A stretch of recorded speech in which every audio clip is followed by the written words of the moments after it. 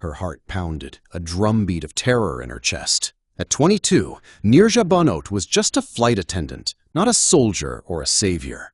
Yet here she was, staring down the barrel of a gun, the lives of 380 strangers hanging in the balance. Her hands trembled, but her eyes burned with resolve. One wrong move, and it could all end in blood. She had seconds to act, seconds to become the hero she never knew she could be. The city of Mumbai stirred to life under a sky streaked with the soft pinks and golds of dawn. It was September 5th, 1986, and the humid air carried the pulse of a metropolis waking up. Rickshaws weaving through narrow streets, vendors hawking chai and dosas, and the faint shimmer of the Arabian Sea in the distance. In a modest apartment in the heart of the city, Neerja Bhanot began her morning with rituals that anchored her high-flying life. She stood by the stove, stirring a pot of chai, the aroma of cardamom and ginger curling through the kitchen. It was her mother's recipe, a touchstone of home in a life spent crossing continents. Neerja's apartment was a mirror of her spirit, unassuming, yet alive with warmth. Photographs lined the walls, Neerja and her two brothers laughing at a Chandigarh picnic, her parents glowing with pride at her graduation, and a snapshot of her in her Pan Am uniform, her smile radiant with quiet confidence. These images wove a story of a young woman shaped by love, ambition, and resilience. Her desk held a worn notebook, pages filled with half-formed stories, sketches of passengers she'd met, dreams of adventure she hoped to write someday. Writing was her private refuge, a way to capture the fleeting connections she forged in the skies. Raised in a middle-class family in Chandigarh, Neerja grew up steeped in values of compassion and integrity. Her father, Harish, a journalist with a sharp pen and sharper principles, taught her to seek truth and stand firm. Her mother, Rama, a homemaker whose kindness seemed boundless, showed her the power of small gestures, a smile, a listening ear. Together, they nurtured Neerja's dreams, even through hardship. A brief, unhappy marriage in her late teens had shaken her, but it also forged her strength. She emerged fiercely independent, determined to chart her own course. Becoming a flight attendant was more than a career. It was a window to the world, a chance to meet strangers from every corner and offer them comfort at 30,000 feet. At 22, she had risen to senior flight attendant. Her poise and quick thinking earned her a role that demanded leadership far beyond her years. As she sipped her chai, Neerja's thoughts turned to the day ahead. She was assigned to Pan Am Flight 73, a routine journey from Mumbai to New York via Karachi and Frankfurt. Her bag was packed, her Navy uniform pressed and hanging by the door. The clock read 6:30 a.m., and she paused to savor the quiet, a rare moment before the whirlwind of her job began. Her training was second nature, safety protocols, passenger care, emergency procedures. She knew them like a melody, though she hoped, as always, they'd stay unsung. The phone rang, breaking the stillness. It was Rama, her voice warm with maternal care. "Be safe, beta," she said, a familiar worry threading through her words. "And eat something before you go." Neerja chuckled, promising to grab a paratha. The call was brief, but it tethered her to the family that grounded her. She finished her chai, slipped into her uniform, and checked her reflection. Her dark hair was neatly penned, her blazer crisp, her smile steady, a mask of calm hiding the dreams and doubts of a young woman with a world to conquer. With a final glance at her photographs, she grabbed her bag and stepped into the morning. Mumbai's chaos enveloped her as her cab wove through the city's arteries. Street vendors called out, children darted past, and the sea glinted on the horizon. By 8 a.m., she reached Sahar International Airport, its terminal alive with the rhythm of travel. Suitcases clattering, voices overlapping in a dozen languages, the PA system crackling with departure calls. Neerja moved through the bustle with ease, her Pan Am badge catching the light as she greeted colleagues. The flight crew was a tight-knit tribe, bound by long hours, turbulent skies, and an unspoken trust. They were her second family, a lifeline in a job that demanded both heart and steel. In the crew lounge, Neerja joined the pre-flight briefing.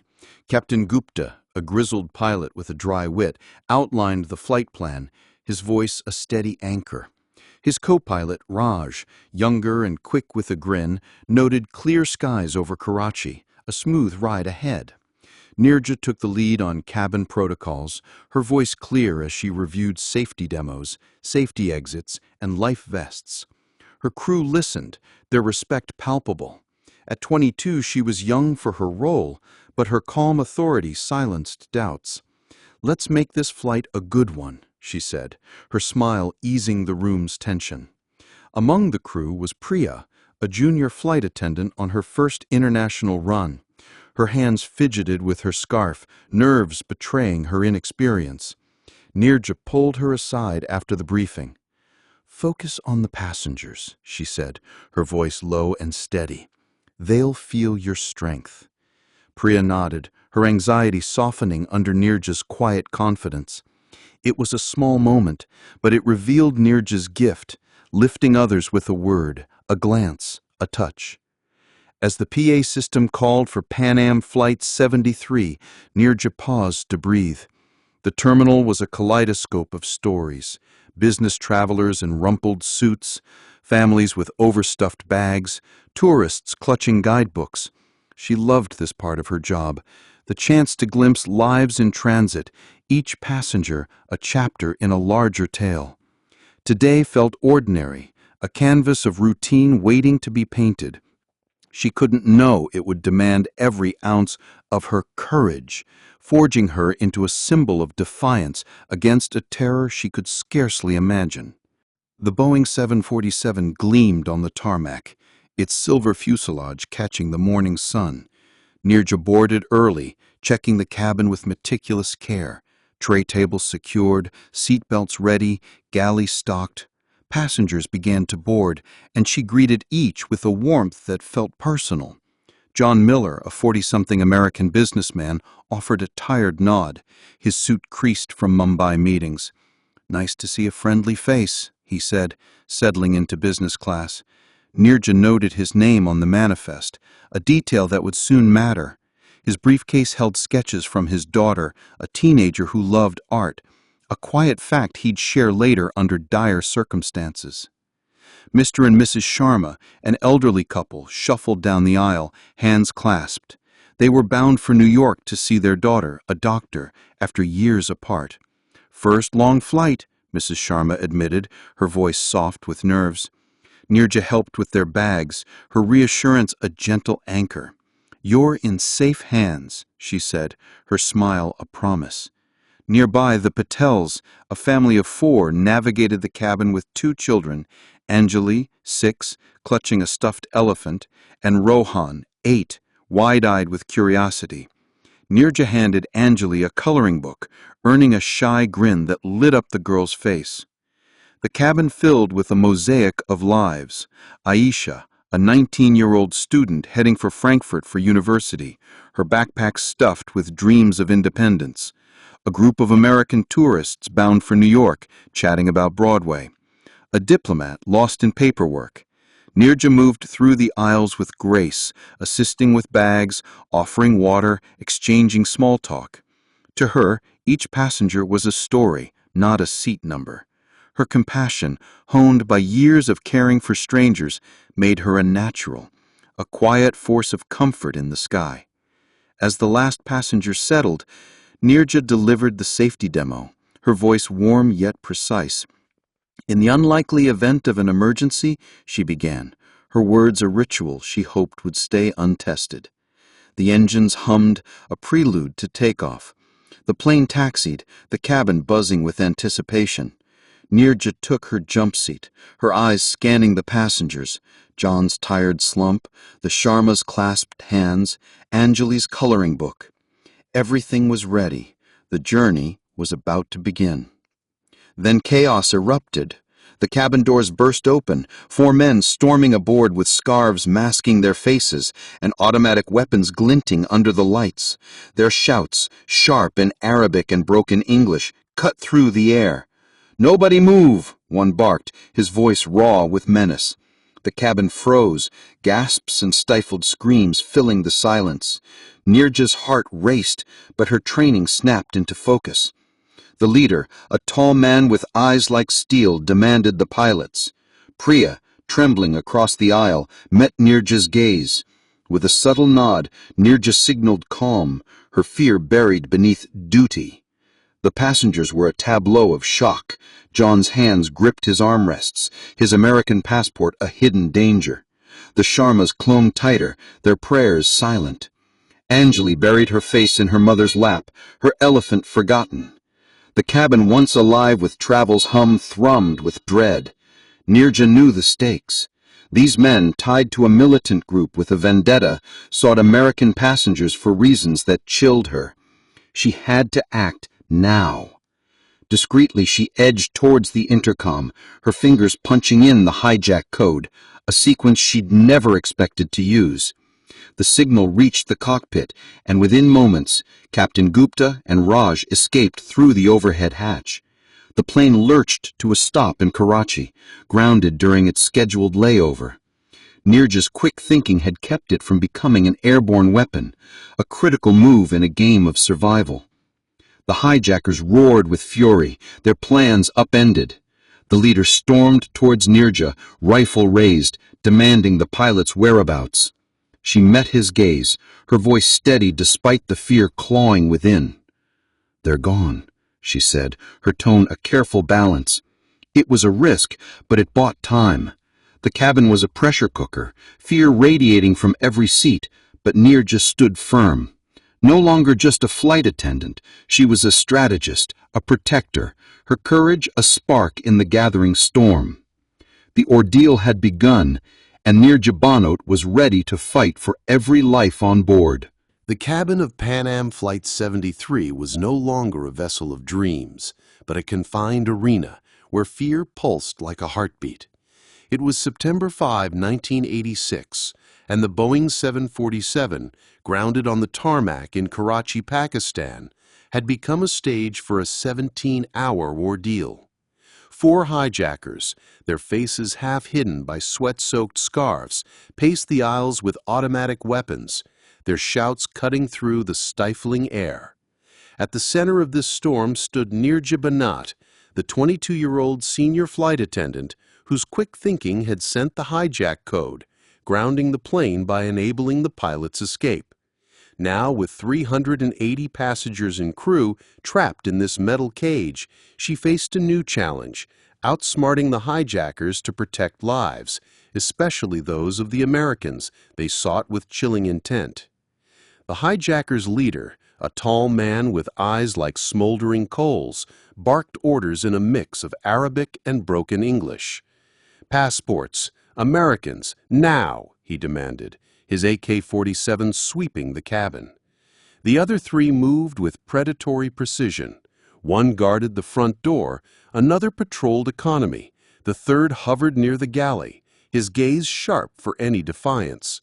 The passengers sat frozen, their faces a mosaic of dread, wide-eyed, clenched fists, shallow breaths.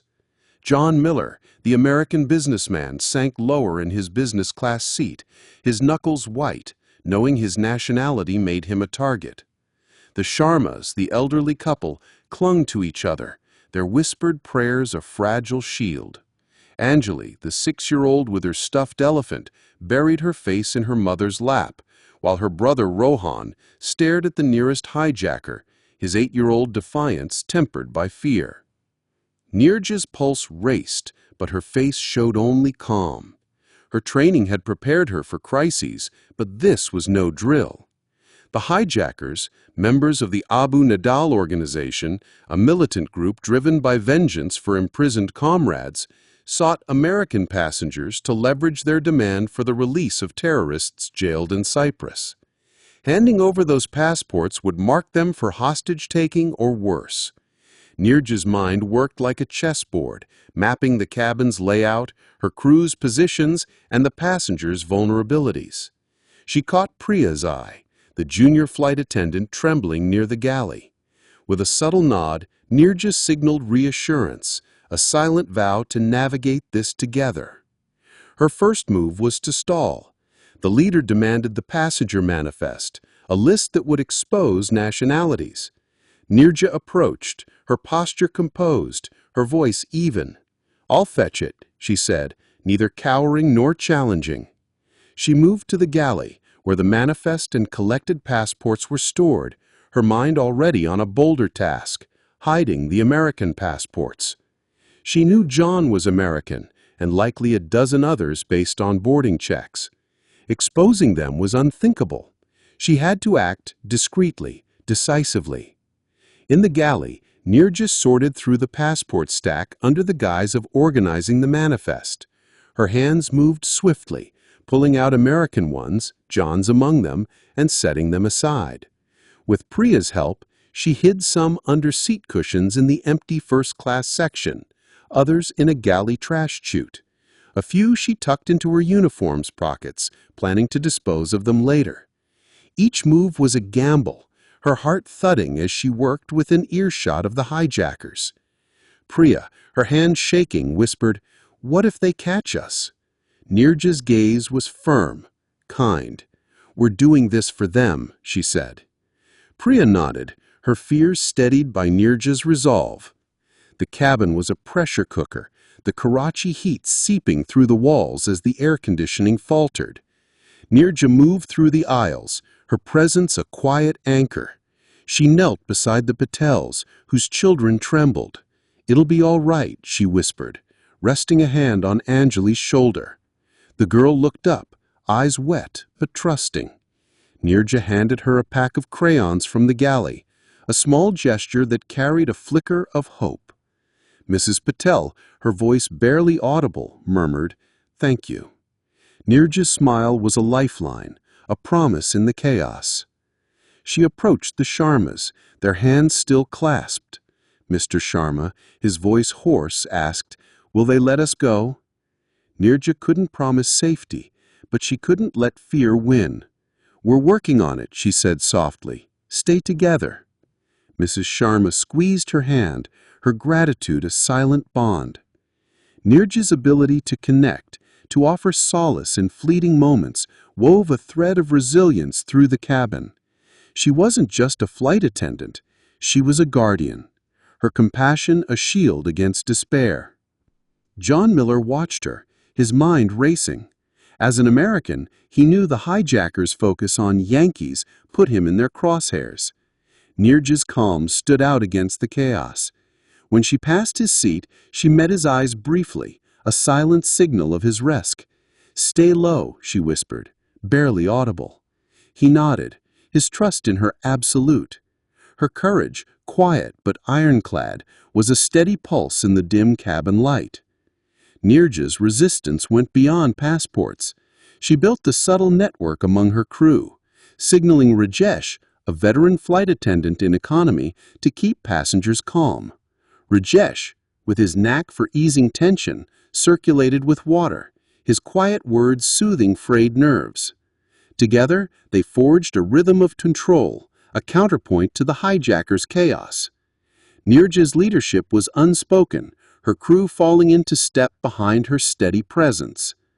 As hours dragged 2, then 3, the cabin grew stifling, the heat oppressive. The hijackers' demands grew frantic, their leader pacing with agitation. They wanted the pilots back, unaware Neerja's code had ensured their escape. She overheard their radio exchanges, demands for a new plane, safe passage, and the release of their comrades. Each word raised the stakes, the cabin a ticking bomb. The authorities outside stalled, their voices crackling with promises, but the hijackers showed no sign of relenting. Neerja became a bridge between fear and hope. She checked on vulnerable passengers, like Aisha, the 19-year-old student traveling alone to Frankfurt. Aisha's hands shook, her backpack a reminder of her dreams of studying abroad. Neerja knelt beside her. "Breathe with me," she said, guiding her through slow breaths. Ayesha's panic eased, her eyes locking onto Neerja's with fragile trust. These moments, small, human, were Neerja's strength, her ability to see the person behind the fear. The hijackers grew erratic. The leader grabbed a passenger, a middle-aged man in economy, demanding his passport. The man fumbled, handing over an Indian one, which the hijacker tossed aside with a sneer. Neerja watched, her stomach tight. Her hidden passports were a ticking clock. If discovered, they could spark violence. Yet she pressed on, slipping another American passport into a magazine slot, her movement swift, her face calm. The cabin became a tapestry of shared stories as fear forged bonds. The Sharmas whispered of their daughter in New York, a doctor they hadn't seen in years, their dream of reuniting keeping them grounded. John, seated beside Klaus, a German businessman, shared a quiet story of his daughter in Chicago, an artist whose sketches filled his briefcase. The Patels sang a lullaby to Anjali and Rohan, its melody a fragile calm. Neerja nurtured these connections, her presence encouraging passengers to lean on each other, preserving their humanity against the terror. Her interactions with the hijackers were measured, professional. When the leader demanded water, Neerja brought it, her movements deliberate, her eyes steady but neutral. He took it without a word, her calm a subtle deflection of his aggression. She didn't engage beyond necessity, her focus on the passengers. These moments bought time, a precious currency in the standoff. By the 5th hour, the cabin was a microcosm of resilience. Neerja's leadership unified strangers, her actions a thread through their fear. She orchestrated small acts of care, snacks for the elderly, reassurance for the children. Rajesh and Priya followed her lead, their trust unwavering. John felt a surge of hope watching her. The Sharmas found comfort in her steady presence. Anjali, clenching her crayons, began a drawing, a plane soaring free, her child's hope a mirror of Neerja's resolve. Neerja's mind never rested. She tracked the hijackers' movements, listened to their radio exchanges, and planned her next steps. The authorities' stalling kept the standoff alive, but the hijackers' patience was thinning, their weapons a constant threat. She whispered to Priya, "Keep the kids quiet. Watch the back door." Priya nodded, her fear tempered by Neerja's calm. The cabin was a battlefield, and Neerja was playing a high-stakes game, her every move a step toward survival. Her thoughts flickered to her family, Rama's morning call, Harisha's pride, her brother's laughter. She pushed them aside, duty her anchor, compassion her guide. She didn't know how this would end, but her role was clear: protect, resist, keep hope alive. As the 6th hour loomed, Neerja Bhanot stood as a steady pulse in the storm, her courage a light that refused to dim. The fight was far from over, and she was ready for what came next. The cabin of Pan Am Flight 73 was a crucible of endurance, its air heavy with fear and the faint pulse of hope. It was September 5th, 1986, and the hijacking had stretched into its 17th hour on the tarmac in Karachi, Pakistan. The Boeing 747, once a vessel of dreams, was now a battlefield where Neerja Bhanot stood as a pillar of defiance. Her quick thinking had grounded the plane, her courage had protected American passengers by hiding their passports, and her compassion had woven resilience among the 380 souls on board. But as the standoff reached its breaking point, the hijackers' desperation was a spark in a powder keg, and Neerja's resolve faced its ultimate test. The cabin was dim, the overhead lights flickering as the plane's power faltered in the Karachi heat. The four hijackers, their scarves damp with sweat, grew erratic, their weapons glinting with menace. Their leader, his voice raw from shouting, barked demands over the radio to authorities outside. The Abu Nidal organization, driven by vengeance for jailed comrades, wanted their prisoners freed from Cyprus, a new plane, and safe passage, or blood would spill. The passengers, exhausted and terrified, clung to fragile hope. John Miller, the American businessman, kept his head low, his hidden passport, a secret Neerja had risked everything to protect. The Sharmas, the elderly couple, whispered prayers, their hands a lifeline. Anjali, the 6-year-old clutching her stuffed elephant, held her crayon drawing, a plane soaring free, a child's vision of escape Neerja had inspired. Neerja moved through the aisles with a calm that masked the storm within. Her crew, Priya, Rajesh, and others, followed her lead, their trust unshakable. She was more than a flight attendant now. She was a guiding light, her every action a thread holding the cabin together. The hijacker's patience was fraying. The leader stormed toward Neerja, rifle raised, demanding the passenger manifest again. "Where are the Americans?" he snarled, eyes scanning the cabin. Neerja met his gaze, her voice steady. "I've given you all I have," she said, her tone a careful balance of compliance and strength. The hidden passports, tucked under seats, slipped into chutes, stuffed in her pockets, were a silent rebellion that could cost her life. The tension coiled tighter, a living force in the stuffing cabin. Outside, the authorities' negotiations dragged on, their radio voices promising fuel and passage, but Neerja sensed the hijackers' growing panic, their movements sharper, their shouts edged with desperation. She whispered to Rajesh, stationed in economy, "Watch the back exit. Be ready." Rajesh nodded, his face pale but resolute. Priya, bolstered by Neerja's strength, circulated with water, her small acts echoing Neerja's care. The cabin was a chessboard, and Neerja was playing for lives. Fear forged bonds among the passengers. John, beside Klaus, the German businessman, shared a whispered story of his daughter in Chicago, an artist whose sketches he carried, a reason to survive. The Sharmas spoke of their daughter in New York, a doctor they longed to embrace, their dream a quiet anchor. Mrs. Patel sang a lullaby to Anjali and Rowan, her voice trembling but steady, a shield against terror.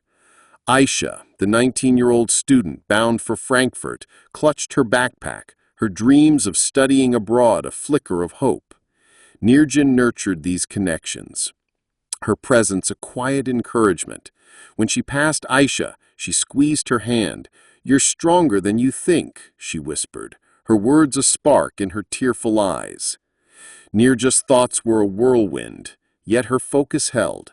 She thought of her family, Rama's morning call, Harisha's pride, her brother's laughter, but duty drove her. The hidden passports were a risk, their discovery a potential trigger for violence. Yet she pressed on, her unyielding spirit a force against the chaos. When the leader demanded food, Neerja coordinated with the galley crew, ensuring the hijackers were placated without compromising safety. Her interactions were brief, professional. She handed water to one, her movements calm, her eyes neutral, deflecting aggression without engaging. Time was her currency, and she spent it wisely. As the 17th hour loomed, the cabin lights flickered, plunging the plane into near darkness. The leader cursed, his frustration erupting. "No games," he shouted, firing a shot into the ceiling. Screams pierced the air, passengers ducking. Anjali sobbed, her drawing falling to the floor. Neerja moved toward the sound, kneeling beside the Patels. "Stay down," she whispered, her hand on Anjali's back. "You're safe with me." It was a promise she carried in her bones, even as danger surged. The authorities' radio fell silent. Negotiations stalled. The hijackers, sensing control slipping, grew desperate. The leader grabbed a passenger, a young man in economy, his face ashen, and pressed a gun to his head. "Bring the pilots, or he dies," he roared. Neerja knew the pilots were gone, thanks to her code. She stepped forward, voice steady. "Let him go," she said. "I'll relay your message." Her courage was a shield, her words a bold gamble. The leader hesitated, then shoved the man back, turning his rifle on Neerja. "No tricks," he warned, the barrel inches from her chest. The cabin was a powder keg, and Neerja saw her chance. She glanced at the emergency exit near the wing, its outline faint in the dim light. A desperate plan formed to save as many as possible. She whispered to Priya, "When I signal, open the exit." Priya's eyes widened, but she nodded, her trust in Neerja unshakable. Neerja moved through the cabin, her steps deliberate, instructing key passengers, John, Klaus, the Patels, "Stay calm, follow my lead," her eyes conveying a strength that steadied their fear. The climax struck like lightning. The lights failed completely, plunging the cabin into darkness. The hijackers shouted in confusion, their weapons firing wildly. Neerja seized the moment. "Now," she hissed to Priya, who scrambled to the exit. With adrenaline-fueled strength, Priya released the latch, the door hissing open to reveal the inflatable slide and the tarmac beyond. Neerja's voice cut through the chaos, calm but commanding. "Go! Move!" Passengers surged forward, fear overridden by her authority. John helped Klaus, the Sharmas shuffled together, and Mrs. Patel carried Anjali, Rohan at her side. The hijackers were covered, gunfire tearing through the cabin. Neerja saw 3 children, Anjali, Rohan, and another boy, frozen near the galley, caught in the open. Without hesitation, she ran to them, her body a shield as she pulled them behind seats. "Stay down," she urged, her voice steady as bullets flew. She pushed them toward the exit, guiding them to Priya, who helped them onto the slide. But the leader spotted her, his rifle trained on her back. "You!" he shouted, firing. Neerja didn't falter. She turned, shielding the children, her arms outstretched as if to hold them one last time.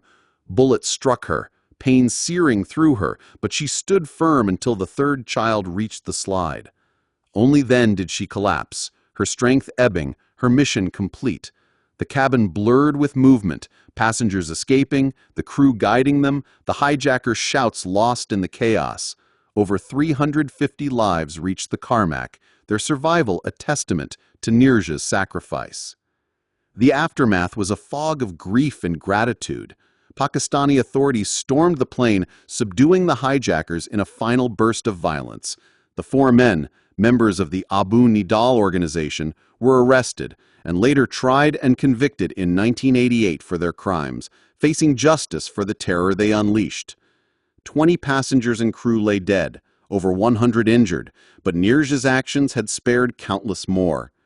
John, safe on the Carmack, clutched his briefcase, whispering, "She saved me." His daughter's sketch is a reminder of home. The Sharmas, trembling but alive, held each other, their prayers now for Neerja. Anjali, clutching her stuffed elephant, asked, "Where's the nice lady?"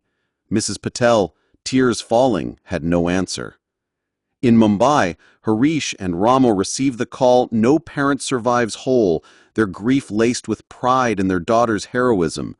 Survivors' stories wove a tapestry of Neerja's impact.